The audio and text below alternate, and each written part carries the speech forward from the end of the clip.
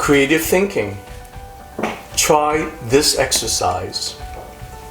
Connect all 9 dots with only 4 continuous straight lines without your pen or pencil leaving the paper. I'll give you 3 attempts. You may pause this video to solve this problem now.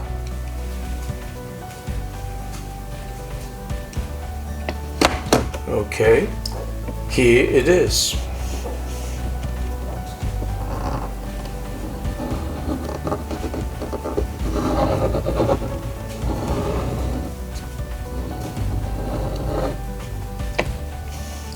That is the solution.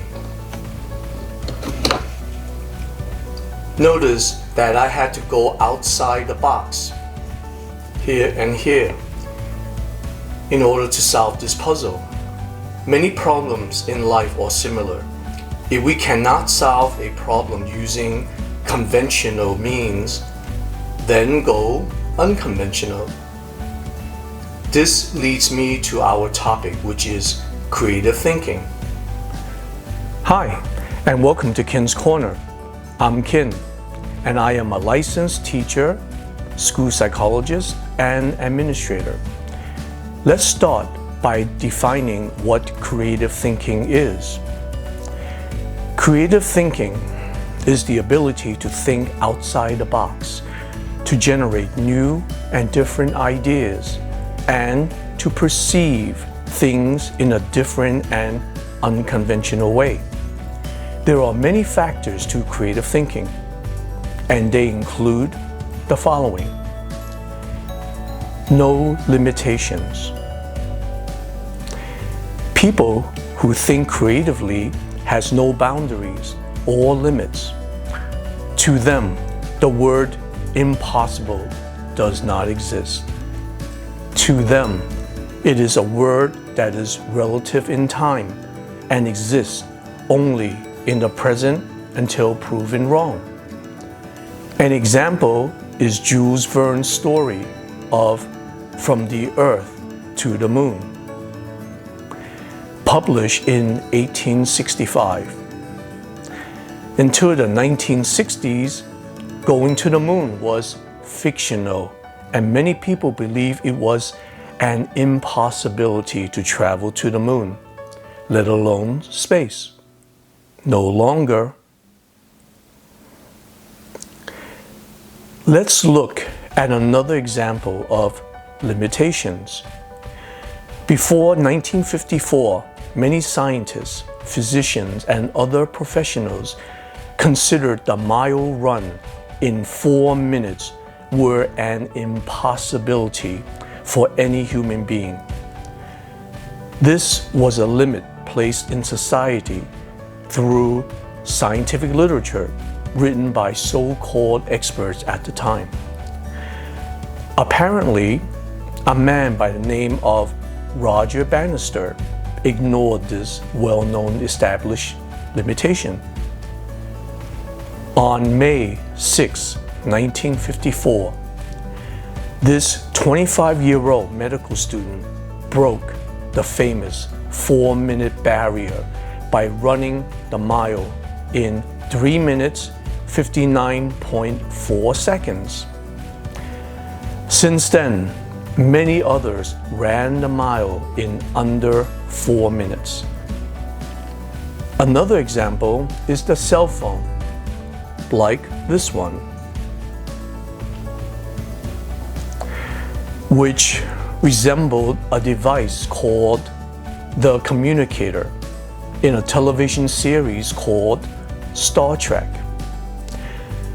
Back in the 60s, when this show premiered, such a device was pure fantasy. Nowadays, it is commonplace. This is because there are no limitations on inventions or ideas. The phrase, "the sky is the limit," is really true. Limitations really don't exist except in our mind and heart. Anything is possible given time and imagination. The next factor is cognitive flexibility. This is thinking in a non-rigid way. In other words, being flexible in thought, not allowing rules or constraints to intervene. Let me exemplify this by citing an example. Henry Ford had cognitive flexibility. He was not held to the conventional horse and carriage idea and sought something different. Henry Ford invented the first horseless carriage or automobile. He employed a combustion engine and started out using conventional forms of fuel, including wood and charcoal, which were bulky and cumbersome. Ford remained flexible in his thinking and thought of an unconventional fuel source. Instead of solid fuels, he thought of a liquid fuel, which can be contained and less cumbersome. This is when gasoline came to being, which is still in use today. A related but different factor is childlike thinking. That is, seeing the world through the eyes of a child. This is going back to a time when you perceive things that are limitless, not restricted by societal norms or bound by conventional rules. This is when new ideas are likely conceived. Children have a special, unadulterated imagination, and it is this special type of cognition or thinking that help form new ideas and concepts. Let us examine the successes of Steven Spielberg. He made movies, very successful ones like Raiders of the Lost Ark, Close Encounter, E.T., The Extraterrestrial, Jurassic Park, and many others, which were largely influenced by his childhood memories and imaginations. He helped us to relive our childhood fantasies through his movies.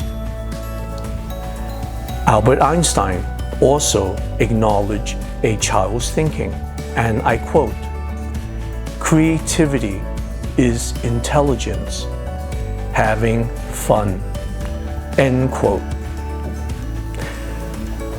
Another creative factor is open-mindedness, which means not limiting one's options and accepting possibilities and new ideas.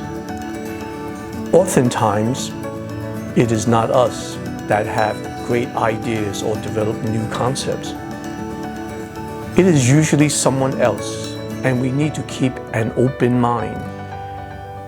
Case in point, let's look at past history of inventions like the LCD and the copy machine. Let's look at LCD first. Once upon a time, there was an inventor in Switzerland who had the idea of using liquid crystal display, or LCD, in watches. During that time, the Swiss watches were considered the best quality worldwide, which outsold many other countries. This native inventor tried to sell the idea of LCD watches in Switzerland, but the heads determined that it was too radical from the standard dial watches and therefore not marketable. The inventor then introduced the LCD technology to a Japanese company named Seiko. Seiko created the first LCD watch. Casio jumped on board with an improved version and soon cornered the market on digital watches in the 1970s. I still have my Casio LCD watch, Let's look at another invention called the copy machine. In 1937, a man named Chester Carlson invented something he called electrophotography. He tried to market it, but many companies turned him down because they were comfortable with the current conventional copy machines, the rexographs or mimeographs at the time. People tend to stay with things they are comfortable and familiar with, which often closes their minds to possibilities. Well, about 20 years later, in the 1950s, a company called Xerox did keep an open mind, accepted this new concept of copying, and marketed Carlson's invention. The Xerox copy machine was born, and it took off, really took off. The next factor in creativity is persistence. That is, never giving up and continuing in spite of adversity. Well-known successful individuals like Madame Marie Curie and Oprah Winfrey never gave up. Madame Curie is famous for her discoveries of radium and polonium in spite of adversities such as poverty, loss of her husband, and suffering from radiation sickness. She persevered and won her second Nobel Prize and created treatments for cancer. Another persistent person is Oprah Winfrey. In spite of growing up poor and sexually abused when she was a teenager, Oprah did not let this stop her from being successful. Instead, she used them to fuel her strengths and ambitions, which made her an iconic success she is today. The last factor, but not least, of creative thinking is embracing failure.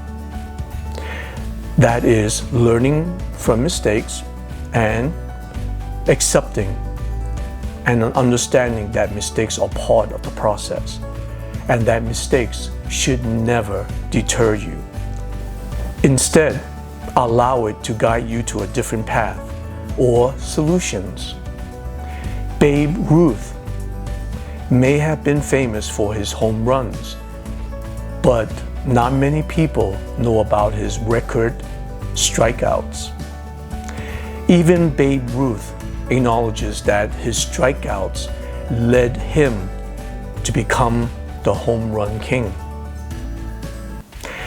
Thank you for watching. Please like this video, subscribe, and comment. I welcome your input. See you in the next video.